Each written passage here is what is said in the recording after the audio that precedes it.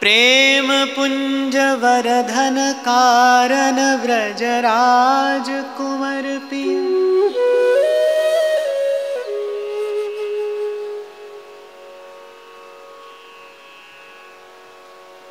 श्री नंददास जी कह रहे हैं, गोपांगनाओं के हृदय में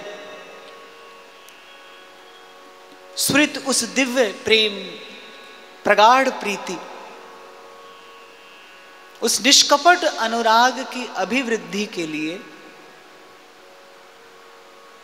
उनसे मधुर प्रेमालाप करते करते श्याम सुंदर नेक जाकर छिप गए। पर छिपने का कारण स्पष्ट करते हैं, प्रेम पुंज वर्धन कारण, प्रेम के वर्धन के लिए। और एक और कारण भी नंददास जी ने दिया है कि यद्यपि लीला गान करते समय श्री नंददास जी गोपांगनाओं का ही पक्ष लेते दिखाई पड़ रहे हैं। कहते हैं कि क्या हुआ यदि गोपी को थोड़ा सा गर्व हो गया, क्या हुआ यदि गोपी को इस बात का गौरव हो गया, संसार की वो स्थूल सी क्षणभंगुर सी उपलब्धि करके भी जीव मतवाला हो जाता है, मदमत्त हो जाता है।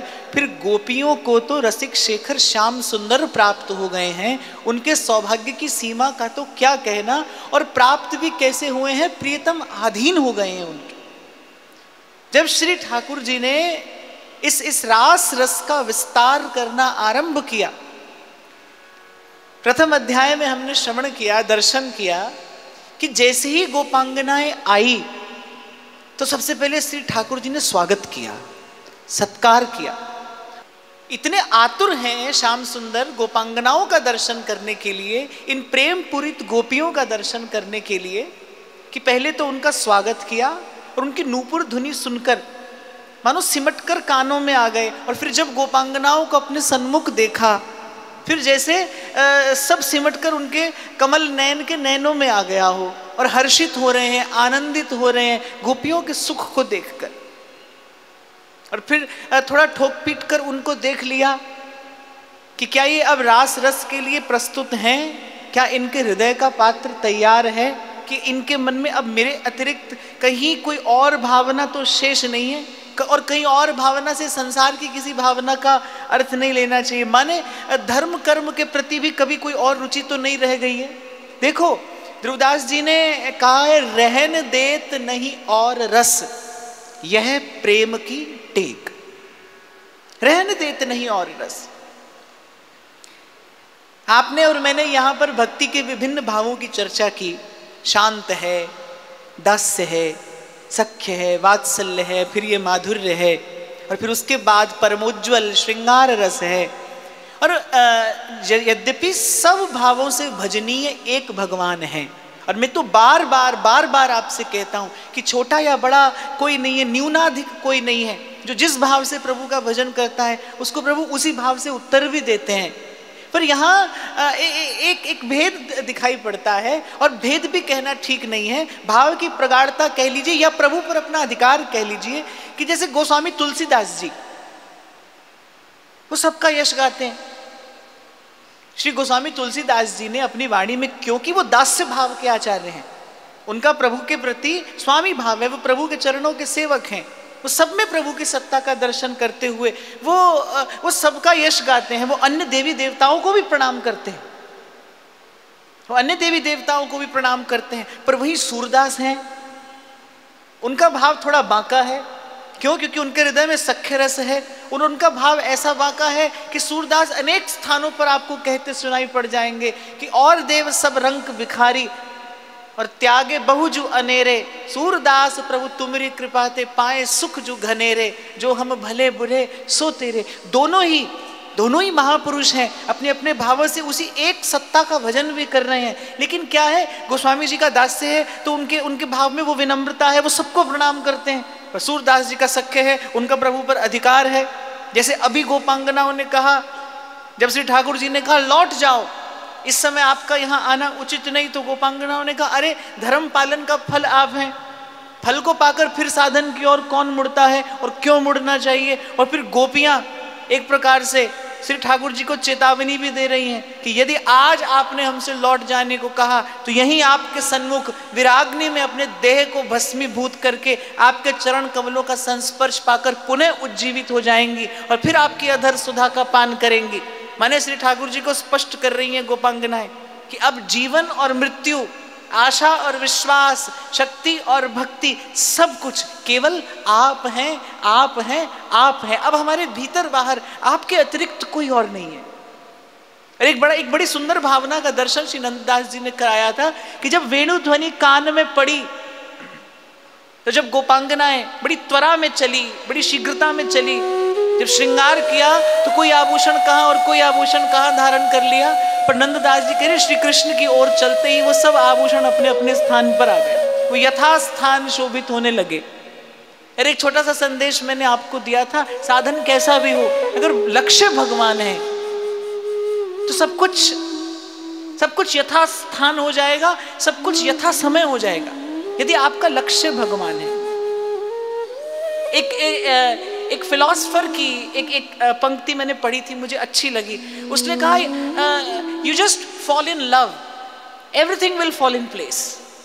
आप केवल प्रेम करिए, सब कुछ संयमित हो जाएगा, सब कुछ संतुलित हो जाएगा, सब कुछ नियंत्रित हो जाएगा, सब यथास्थान आ जाएगा। आप केवल निर्मल हृदय से प्रेम करिए, और निर्मल हृदय से यदि प्रेम करना हो तो आपको प्रेमास्पद की भी आवश्यकता है, और प्रेमास्पद श्री कृष्ण है, केवल श्री कृष्ण। इस संसार में विमल प्रीति नहीं देखिए, जगत में झूठी देखी प्रीत, विमल प्रेम के आस्पद केवल भगवान है। तो देख लिया श्री ठाकुर जी ने, भाई अब इनके हृदय में कुछ और नहीं है, तो प्रेमालाप आरंभ किया, इस रास रस का विस्तार आरंभ किया, और विस्तार करते एक क्षण के लिए, ये बड़ी सूक्ष्म और बड़ी पैनी बात है, एक क्षण के लिए गोपी की दृष्टि अपनी ओर गई, गोपी अपने सौभाग्य का दर्शन करने लगी, गोपी अपने सौभाग्य का दर्शन करने लगी। और क्यों ना हो गोपी को अपने सौभाग्य का मद, प्रभु सन्मुख है, रसिक शेखर श्याम सुंदर, और गोपांगनाओं के अधीन हुए बैठे हैं। माने गोपांगनाओं ने अपने प्रेम का खिलौना बना लिया रसिक शेखर श्याम सुंदर को, जिनकी मात्र भ्रिकुटी के भय से सागर सप्त उबलते देखा, ब्रह्मा शंकर शंभु से भी ध्यान न जिनका संभलते देखा, वो गोपांगनाओं के समूह के मध्य में उनके अधीन हुए बैठे हैं। और सूरदास कहते हैं, सूरदास गाते हैं, ऐसी प्रीत बढ़ी वृंदावन, गोपिन नाच नचाई, हरे कृष्णा गोपिन नाच नचाई। सूरदास कहते हैं श्री कृष्ण ने गोपियों को नहीं नचाया, गोपियों ने कृष्ण को नचाया। यद्यपि आत्मा राम, श्री कृष्ण तो आत्मा राम है, वो तो सर्व कारण, सर्व अंतर्यामी, सर्वशेषी, सर्वत्र सदा सर्वदा सत्य स्वरूप, वो तो अपने स्वरूप में सदा स्थित हैं। गोपियों ने विवश कर दिया, विवश कर दिया। इसीलिए आरंभ में मैंने कहा था, ये केवल कृष्ण और गोपी के मिलन की कथा नहीं है, ये संगीत और नृत्य की गाथा भी नहीं है, ये जीव और ब्रह्म का अनावृत मिलन है, ये विशुद्ध प्रेम की प्रतिष्ठा है। प्रेम के बस होकर, प्रेम के वशीभूत होकर श्री ठाकुर जी ने छोड़ दी अपनी ईश्वरता, एक और धर दी, भूल गए ठकुराई। और इसी पर न्यौछावर होते हुए सूरदास कहते हैं, सूर क्रूर इस लायक नाही, कहाँ लग करूं बड़ाई, हरे कृष्णा कहाँ लग करूं बड़ाई, कहाँ लग करूं बढ़ाई, सबसे ऊंची प्रेम सगाई, सबसे ऊंची प्रेम सगाई। नेक जो गोपी की दृष्टि स्वयं पर गई, अच्छा ये प्रभु को अच्छा नहीं लगता। अब क्यों क्या कैसे में मत पड़ो, प्रेमास्पद है हमारे, उनका स्वभाव है, उनके होते हुए कोई किसी अन्य की ओर देखे, स्वयं की ओर भी देखे तो भी उन्हें अच्छा नहीं लगता। ऐसा प्रेम का स्वभाव ही है। आपिया इन नैनन में पलक ढांप तो हेलूं, ना मैं देखूं और को, ना तो है देखन दूं। कबीर तो बड़ी प्यारी बात कहते हैं, नैनन की कर कोठरी पुतरी पलंग बिछा, पलकन की चिक डार के पिए को लियो रिझा। इसलिए मैं कई बार आपसे कहता हूं, प्रेम सर्वतंत्र स्वतंत्र है और प्रेमी को भीतर बाहर एक प्रेम भाव के अतिरिक्त किसी भी अन्य वस्तु की आवश्यकता नहीं है। प्रेम के देश में किसी अन्य वस्तु का, किसी अन्य भाव का प्रवेश ही संभव नहीं। सर्वतंत्र स्वतंत्र उपासना यदि कोई है तो ये प्रेमोपासना ही है, किसी साधन की आवश्यकता नहीं इसे। एक उपासना साधन सापेक्ष होती है। आपको यज्ञ करना हो तो वो साधन सापेक्ष है, पूजा अर्चना करनी हो तो साधन सापेक्ष है। दूध चाहिए, दही चाहिए, घी चाहिए, फल फूल चाहिए, धूप दीप चाहिए, सब चाहिए, वो साधन सापेक्ष है। प्रेम, प्रेम को किसी की आवश्यकता नहीं है, किसी की अपेक्षा नहीं है, ये अपने आप में परिपूर्ण है और पर्याप्त है। किसी अन्य भाव का यहां पर कोई स्थान नहीं है। रहन देत नहीं और रस, यह प्रेम की टेक। आप देखिए, जिनके हृदय में सतत वो दिव्य स्वरूप, वो दिव्य लीला स्फुरित हो रही है, उनका बाहर से जीवन कैसा है। कभी कभी मैं भावना करता हूं कि ध्रुवदास जी कह रहे, दूजे तीजे जो जुरे साख पत्र कछुआई, ताही में संतोष कर रहे अधिक सुख पाई। जीरन पट अति दीन लट हिये सरस अनुराग, विवश सघन वन में फिरे गावत जुगल सुहाग। हमारे व्यास जी कह रहे, भूख लगे जब मांग खाई हो, गनो न साँझ सवेरो, रास विलास वृत्ति कर पाऊं, मेरे खूंट न खेरो, ऐसो कब करी हो मन मेरो, बस कर करुआ कामर कांधे पे कुंजन मांझ बसेरो।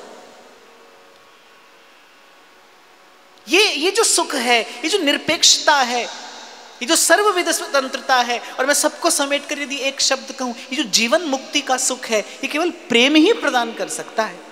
जीवन मुक्ति का सुख, कोई बंधन नहीं, कहीं से कोई तार नहीं बंधा आपका। आप देखिए कैसे जीवन प्रवाहमान हो, यहां तो कहां कहां ममता बंधी है आपकी, मेरी जीवन प्रवाहमान कैसे हो। और विगत किसी दिन मैंने आपको निवेदन किया था, जीवन की निर्मलता, जीवन की पवित्रता जीवन की प्रवाहमानता में है। आपका जीवन प्रवाहमान हो, आपका मेरा जीवन प्रवाहमान नहीं है। धन से, संपत्ति से, पद से, प्रतिष्ठा से, मान से, सम्मान से, बंधु से, बांधवों से, कहां कहां तो आपका मेरा मन बंधा है, कहां कहां मन बंधा है। एक बार कल्पना करिए मीरा की उस उन्मुक्तता का, जब मीराबाई कहती है, अरे राजा जी रूठे वारो देश रखासी, हरि रूठा किछ जास्यारी माई, और राणा जी रूठे मारो काई कर लेसी, मैं तो हरिगुण गास्यारी माई। एक स्थान पर बाई सा कहती है, बरजी काहू की नहीं रहूं, मैं अब किसी के रोके रुकने वाली नहीं हूं, प्रीत न काहू कि कान बेचारे। ये जो जीवन मुक्ति का सुख है, मैं बार बार आपसे निवेदन करता हूं, जब जीवन भी हो और ये स्वतंत्रता भी हो, ये उन्मुक्तता भी हो, ये केवल प्रेम प्रदान कर सकता है। सामर्थ्य केवल प्रेम की है। तो श्री ठाकुर जी ने देखा, भाई अब कोई तार गोपियों का कहीं बंधा नहीं है, अब गोपी कहीं अटकी नहीं है। अब गोपी का जीवन जो है, इसकी जो जीवन धारा है, इस जीवन धारा से प्रेम देव का अभिषेक किया जा सकता है। अब गोपी की जीवन धारा इतनी निर्मल हो गई है, इससे अभिषेक किया जा सकता है।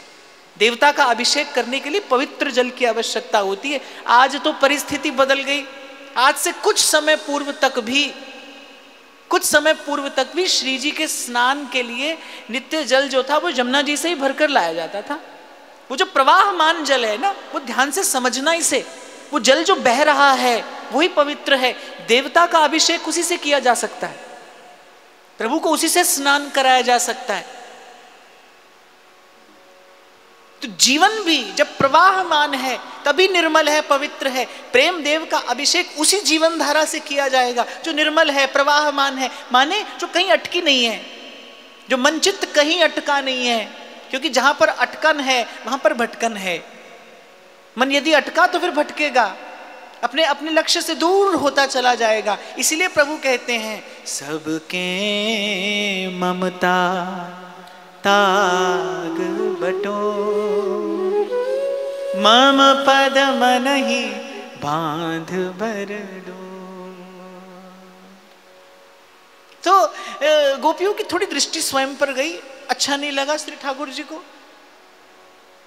और नंददास जी तो कहते भाई कोई कारण नहीं है, ना तो गोपियों को मान हो सकता है ना अभिमान हो सकता है, केवल प्रेम पुंज वरधन कारण ब्रजराज कुंवर पी, केवल प्रेम भाव की अभिवृद्धि के लिए ठाकुर जी ने लीला की। जैसे कल विराम के क्षणों में मैंने आपसे कहा था ना, लुका छिपी खेलते हैं जब बालक, तो वो छिपे हुए को ढूंढ लेने में बड़ा सुख होता है, वो सुख की अभिवृद्धि हो जाती है, बच्चे हंसने लगते हैं, खिलखिलाने लगते हैं। ऐसी गोपांगनाओं के सुख की अभिवृद्धि के लिए छिप गए। और आगे नंददास जी दूसरे अध्याय का आरंभ करते हुए कहते हैं मधुर वस्तु जे खात निरंतर सुख तो भारी, बिच बिच कटु ओ अमल तिक्त ते अति रुचिकारी। बड़ा सुंदर उदाहरण दे रहे हैं, बोले सब रसों में मधुर रस श्रेष्ठ है।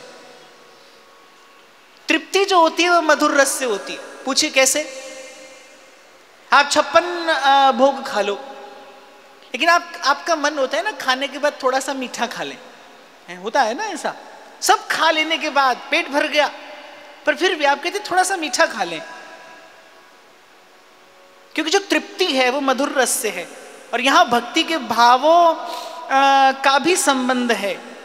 वो जो पूर्ण तृप्ति है वो इसी भाव में है। ये जो मधुर भाव है ना, मधुर भाव, कांत भाव, सर्व भाव से जब भगवान भजनीय हो जाए, जीव को परिपूर्ण तृप्ति इसी भाव में, इसी मधुर रस में है। और पूर्व में मैंने आपको निवेदन किया था, गोपी केवल कांता नहीं है, उसमें वात्सल्य भी है, उसमें सख्य भी है, उसमें दास्य भी है, और बड़ा अद्भुत दास्य है उसका सख्य वात्सल्य भी बड़ा अद्भुत है, और उसका पातिव्रत भी बड़ा बड़ा विलक्षण है, बड़ा निराला है। तो यहां नंददास जी कह रहे हैं कि तृप्ति मधुर वस्तु से ही होती है। सब रसों में जो श्रेष्ठ रस है वो मधुर रस है। अब कड़वा शरीर के लिए भले अच्छा हो, लेकिन सुखद नहीं है वो, माने मन मारकर ही तो खाना पड़ता है। मान लो वैद्य कह दे थोड़ा कड़वा खाना चाहिए, और खाना भी चाहिए, वो शरीर के लिए हितकर है, पर माने सुखद नहीं है, उसमें रसास्वादन नहीं है। तो नंददास जी कह रहे, बोले मधुर वस्तु जे खात निरंतर सुख तो भारी। कोई मधुर वस्तु निरंतर खाए, बोले सुख तो है, जो उस मधुर वस्तु का माधुर्य है वो सुखी तो करता है, पर कह रही बिच बिच कटु ओ कमल तिक्त ते अति रुचिकारी। बीच में थोड़ा कड़वा खा ले फिर मीठा खाए, तो कह रही वो मीठे का मीठा बढ़ जाता है, उस मधुर वस्तु का माधुर्य बढ़ जाता है। बस उसी प्रेम भाव के माधुर्य को बढ़ाने के लिए श्री ठाकुर जी ने लीला की। जो पट पुट के दिए निपट अति सरस पर रंग, तैसे ही रंचक बिरह प्रेम को पुंज बढ़े अंग। और मुझे लगता है तो बड़े सीधे से समझ लेने की बात है। आप किसी के साथ सदा रहते हैं, किसी कारण से उसको कुछ काल के लिए कहीं और जाना है, आप बड़े प्रेमी हैं, वो प्रेमास्पद है, अनुरागी हैं, प्रेम का संबंध है, कुछ काल के लिए उसको दूर जाना है, लेकिन वो जब दूर जाकर लौट कर आता है तो फिर से एक नवीन सुख प्राप्त होता है ना। तो प्रेम की नित्य नवायमानता जो है बीच बीच में, जैसे हमारे यहाँ नित्य निकुंज की लीला में बीच बीच में प्रिया जी मान कर लेती हैं, वो मान किसके लिए है? उस लीला के सौरस्य को बढ़ाने के लिए है, उस सुख के रस के आस्वादन की अभिवृद्धि के लिए है। मान का कोई कारण नहीं है।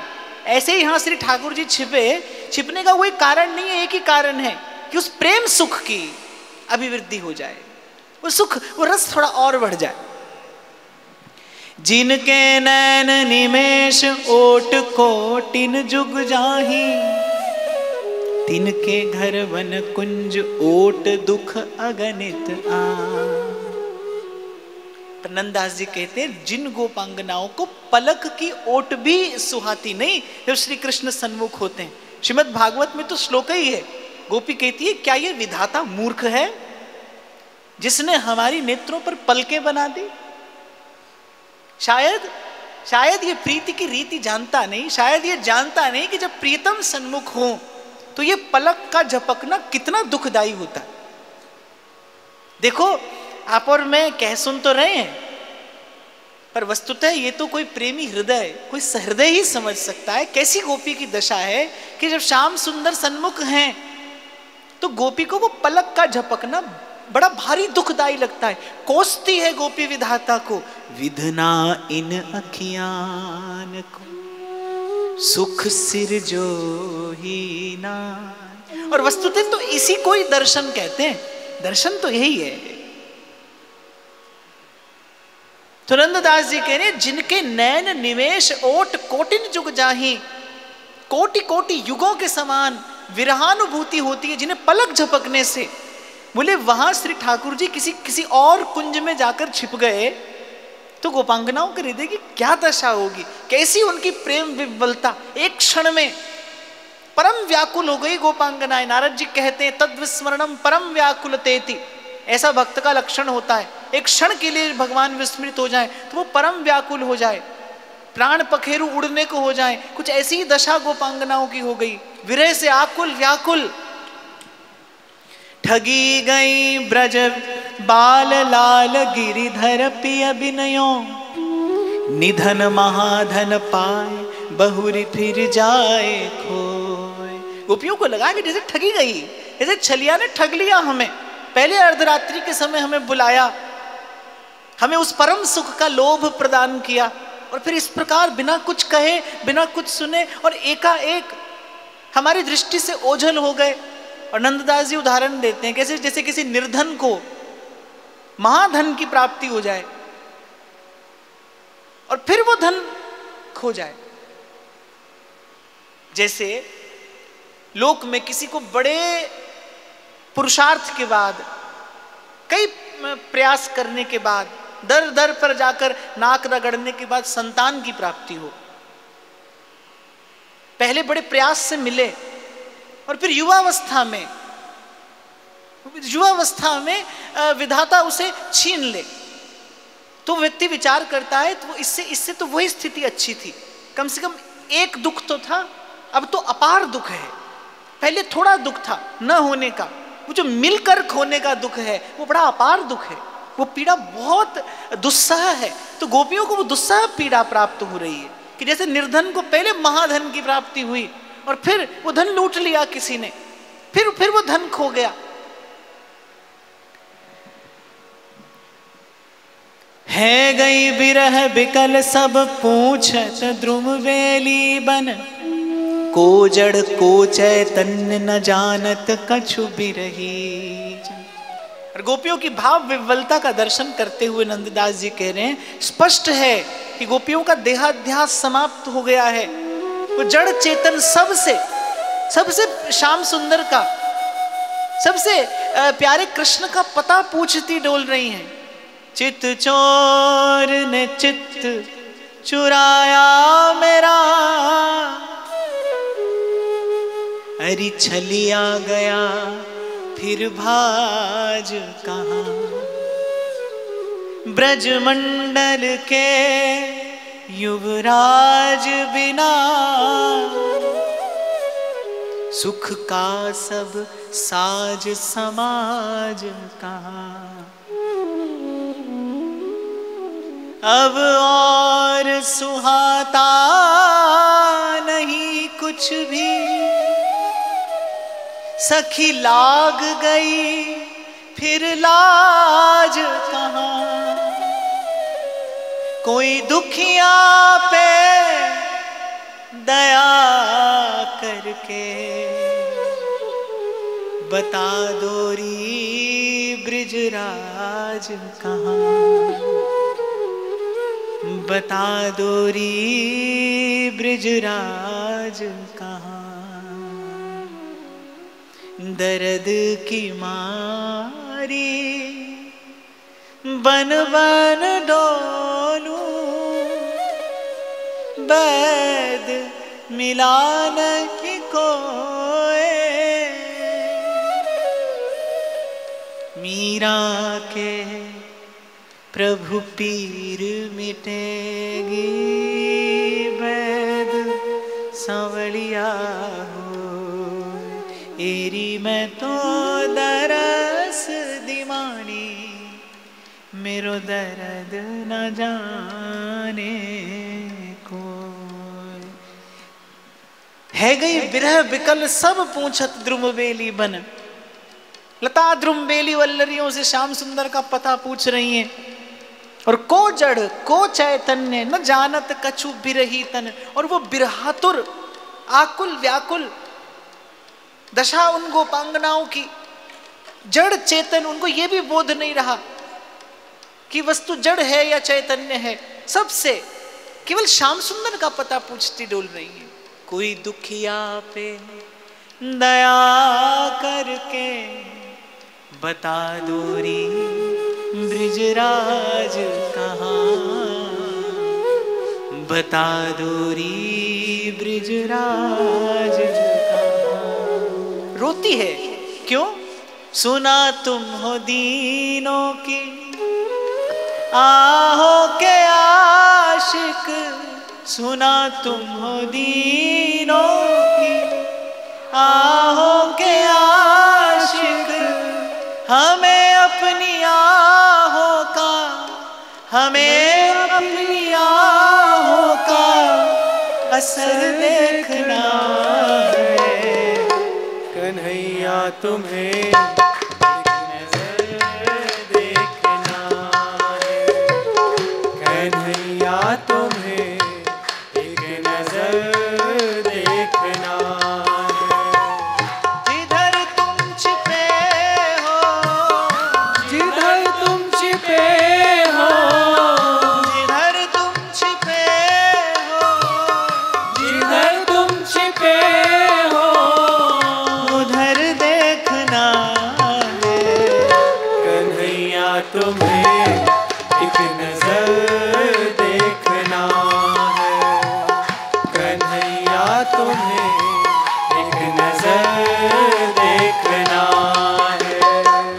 आपको स्मरण हो, मैंने आपसे निवेदन किया था कि जब तक मन में संसार की एक भी इच्छा है तब तक ये जानना चाहिए कि इच्छा है, संसार की इच्छा है। 1, 2, 10, 20 से अर्थ नहीं है, इच्छा है या नहीं है। संसार की इच्छा है तो माने अभी हम किसी और परिधि में हैं। कहां ले जाती है भक्ति आपको? जहां प्रभु के अतिरिक्त कोई और इच्छा नहीं है। देखो, मिलना न मिलना, कब मिलना, कैसे मिलना, ये सब प्रभु की इच्छा के अधीन है। इसमें किसी का कोई वश नहीं है। आप सुनते आए हो कि न जाने कौन सी बात पर दयानिधि रीझ जाते हैं। अनेक अनेक प्रयास और प्रयत्न करने वाला बाट जोता रहता है, और जो सर्वविधि साधनहीन है उसका आकर प्रभु आलिंगन कर लेते हैं, उसे हृदय से लगा लेते हैं। और किसी ने कहा है कि तू जो चाहे तो कतरे को समंदर कर दे, और तू जो चाहे तो बंदे को कलंदर कर दे। कभी कंकर को बना देते हो हीरे की कनी, और कभी हीरे को मिट्टी में मिला देते हो। कब मिलेंगे, कहां मिलेंगे, और मिलेंगे या नहीं मिलेंगे, इस पर किसी का कोई वश नहीं है भाई, किसी का कोई नियंत्रण नहीं है। अहेतु की कृपा, बलिहारी उस अहेतु की कृपा की है, यानी कब किस पर रीझ जाए। और रीझ कर जब प्रभु देते हैं, जब प्रभु रीझ कर देते हैं तो विचार नहीं करते। सुदामा को दे रहे थे, रीझ गए सुदामा के उस 2 मुट्ठी तंदुल पर। एक लोक दिया, दूसरा लोक दे दिया, तीसरा देते समय श्री रुक्मिणी जी ने आकर हाथ पकड़ लिया। बोले अपने रहने के लिए भी कोई स्थान रखोगे कि नहीं, या सब दे दोगे? पर श्री ठाकुर जी तो दे देते, क्योंकि ठाकुर जी के रहने का स्थान तो वैसे भी ऐसे ही किसी भक्त का हृदय तो है, भक्त के हृदय में ही तो रहते हैं। एक शायर कहता है, पता यूं तो बता देते हो सबको लामका अपना। शायर कहता है, पता यूं तो सबको बता देते हो लामका अपना, मगर तज्जुब है रहते हो तुम किसी टूटे हुए दिल में। वो जो उनकी आशा लगाए बैठा है ना, इसके हृदय में केवल उनकी इच्छा है, वहीं पर प्रभु बैठे हैं, वहीं पर प्रभु का निवास है, वही उनका निज गेह है। तो भक्ति वहां ले जाती है जहां संसार की कोई इच्छा न रहे, कोई इच्छा न रहे। प्रेमी का पुरुषार्थ है भी क्या? प्रेमी का पुरुषार्थ क्या है? क्या करता है प्रेमी? प्रेमी का भजन क्या है? प्रेमी का साधन क्या है? क्या करता है प्रेमी? बताइए। कुछ और?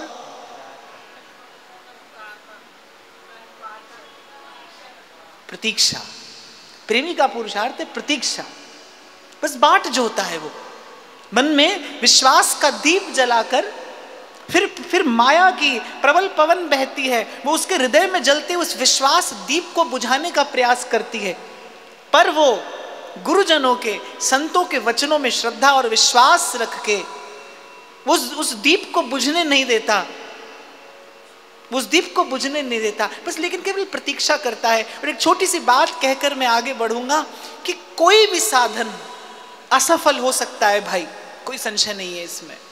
सफल भी हो सकता है पर असफल भी हो सकता है, कोई भी साधन असफल हो सकता है, लेकिन प्रेम से प्रभु के लिए प्रभु की गई प्रतीक्षा कभी असफल नहीं होती। उसका उत्तर प्रभु को देने आना ही पड़ता है।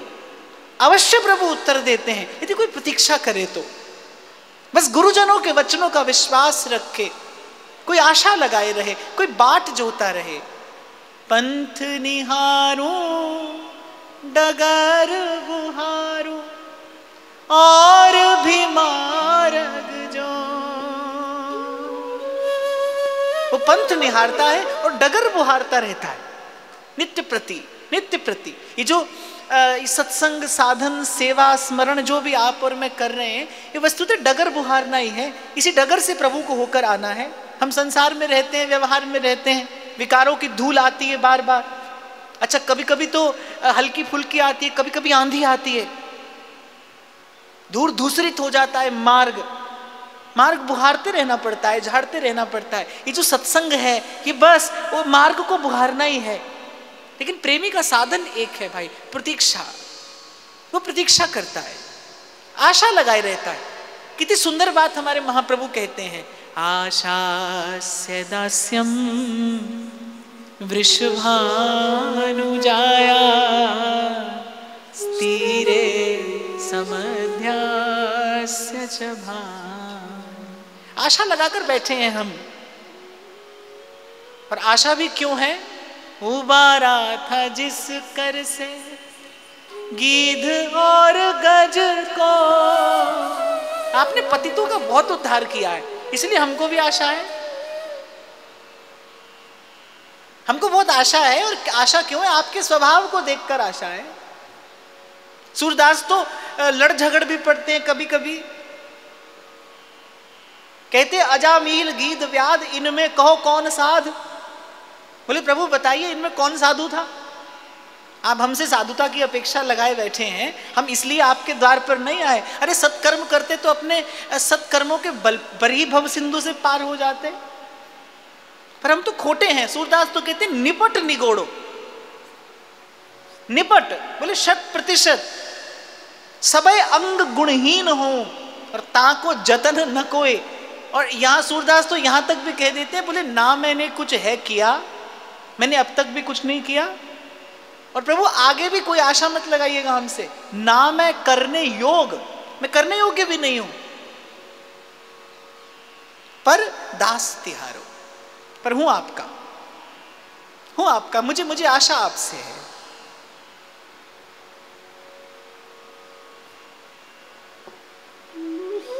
तो वो तो दावा रखता है प्रभु पर। उबारा था जिस कर से गीध और गज को, उबारा था जिस कर से गीध और गज हमें उन हाथों का, हमें उन हाथों का हुनर देखना है। कन्हैया तुम्हें एक नजर देखना। बस ये आपका मेरा इष्ट है, ये आपका मेरा इष्ट तत्व है, इष्ट भाव है, प्रभु के दर्शन की लालसा। कब चरण तुम्हारे देखूं, कब जन्म सफल कर देखूं।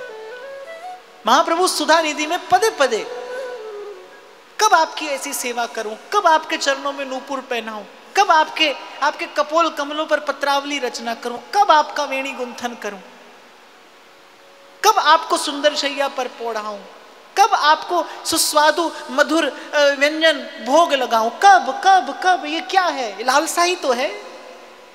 भक्त का इष्ट भगवान नहीं है, भक्त का इष्ट भगवत दर्शन लालसा है, कृष्ण दर्शन लालसा। ये प्राप्त करना है आपको मुझे। और जब तक संसार की इच्छा का लेश भी है तब तक ये लालसा संभव नहीं।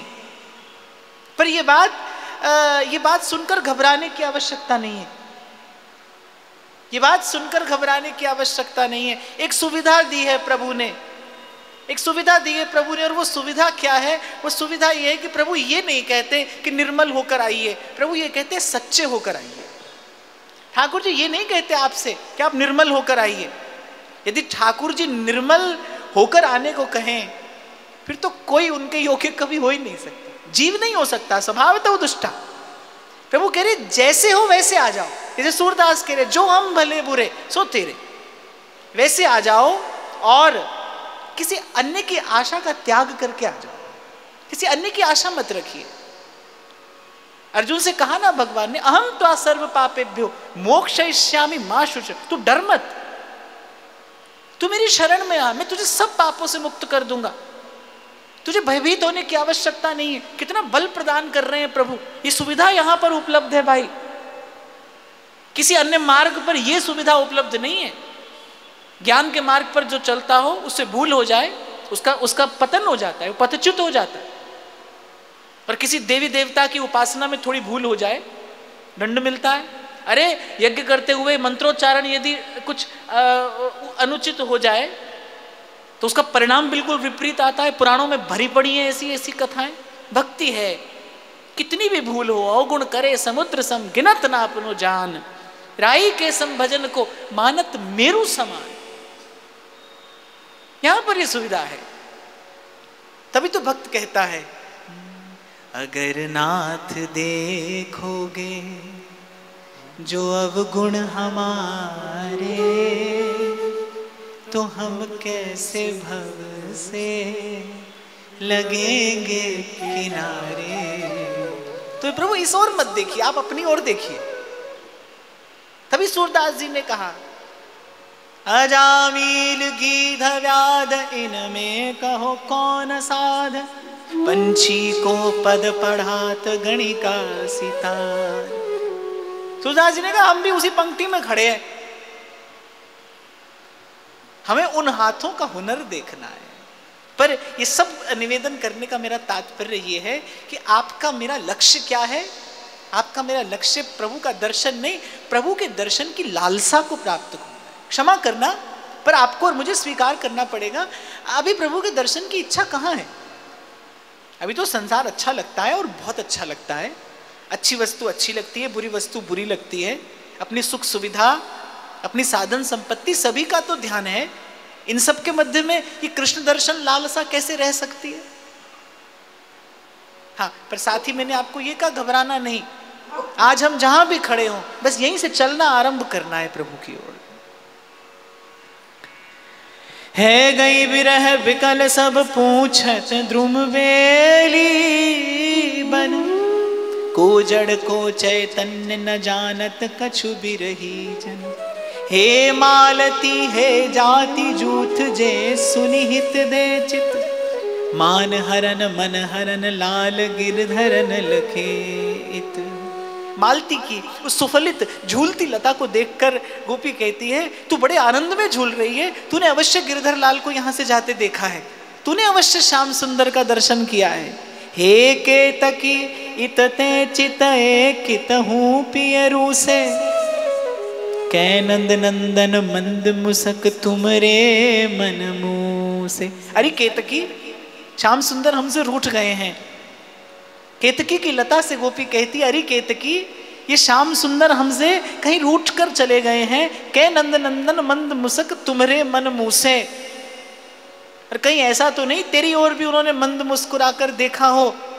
यदि ऐसा है तो हमसे बता, हमसे कहे, हम उन्हें खोजती। यहाँ बन बन इस अर्धरात्रि के समय डोल रही हैं, हम पर दया कर। कहीं देखा तो नहीं तूने श्याम सुंदर को मंद मंद मुस्कुराते यहाँ से कहीं जाते? हे मुक्ता फल केली धरे मुक्ता फल माला, निरखे नयन विशाल लाल मोहन नंद लाला। हे मंदार उदार वीर कर वीर महामती, देखे कहूँ बलवीर धीर मन हरन धीर। वो श्याम सुंदर, वो नंदलाल, वो श्याम सुंदर, वो नंदलाल, वो हमारे प्रियतम, वो उदार, वो धीर, वो गंभीर, वो मंद मंथर गति से, वो मंद मंथर गति से किसी मतवाले हस्ती की गति को भी लजाते, वो शोभायमान गति से यत्र तत्र रमण करते। तुम में से कहीं किसी ने देखा हो तो हमसे कहो। हे चंदन दुख कंदन सबकी जरन सिरावहु, नंद नंदन जगबंदन चंदन हम ही बताओ। चंदन के वृक्ष से लिपट कर गोपी कहती है, अरे अरे अरे चंदन, अरे मल्यागर, तू तो सबके हृदय के तन के मन के ताप को हरने वाला है, तू तो सबको शीतलता प्रदान करने वाला है। नंद नंदन जगबंदन चंदन हम ही बतावहु। और तूने ये गुण, ये सुरभि और ये सुशीतलता का गुण कहीं नंद नंदन के कृपा प्रसाद से ही तो पाया है। कभी उन्होंने अवश्य तेरा आलिंगन किया होगा, कभी तेरी ओर अवश्य कृपा दृष्टि से देखा होगा, जो तुझ में ऐसे गुण आ गए हैं। तू शीतल कर देता है, तू सुवासित कर देता है, तू आनंदित कर देता है। ये गुण तो हमारे श्याम सुंदर के हैं। हे चंदन, तूने कहीं नंद नंदन को जाते देखा हो, तू कहीं उनका पता जानता हो तो हम पर कृपा करके हमसे कहे। पूछेरी इन लतन फूल रही फूलन जोई, सुंदर पिय के परस बिना अस फूल ना हो। और जब उन सुफलित लताओं को देखा, अनेक अनेक पुष्प गुच्छ लदे हैं जिन पर पराग झर रहा है, गोपियां कहती है मौन है पर ये जानते हैं। गोपी कहती है अरे ये मौन है पर ये प्रियतम का पता जानते हैं। दूसरी गोपी ने कहा तुझे कैसे विश्वास है कि ये प्रियतम का पता जानते हैं? तो गोपी उत्तर देती है श्याम सुंदर के स्पर्श के बिना ये कलियां फूल कैसे बनी होंगी? प्रियतम ने प्रेम से इनका स्पर्श किया होगा, कृपा भरी रस भरी चितवन से इन्हें देखा होगा, इनका स्पर्श करके मुस्कुराए होंगे, तभी तो ये कलियां फूल बनी है। इनकी प्रसन्नता का कारण प्रियतम की प्रसन्नता भरी दृष्टि के अतिरिक्त और क्या हो सकता है? इनकी ओर अवश्य देखा है प्रियतम ने। ये मन की कली जो है ये भी तभी खिलकर फूल बनती है जब नजर भर वो देखे और मुस्कुरा। ये मन की कली जो है ना ये भी तभी खिलकर फूल बनती है जब नजर भर को देखें और मुस्कुरा दें। जब सन्मुख होते हो श्री जी के तो बस ऐसा ही थोड़ा प्रयास करना कि कभी उनकी वो प्रेम भरी रस भरी चितवन का प्रसाद प्राप्त हो जाए। जैसे प्रेमी का पुरुषार्थ प्रतीक्षा है, ऐसे प्रेमी का पोषण किससे होता है? प्रेमास्पद की रस भरी चितवन से। तभी ध्रुवदास जी कहते हैं पिय रंग भरी कटाक्ष नेक चितवो मोमाही। आपकी उस चितवन से क्या होगा? बढ़े प्रीत की रीत बीच कछु होए न बाधा, तुम हो परम प्रवीण प्राण वल्लभ श्री राम।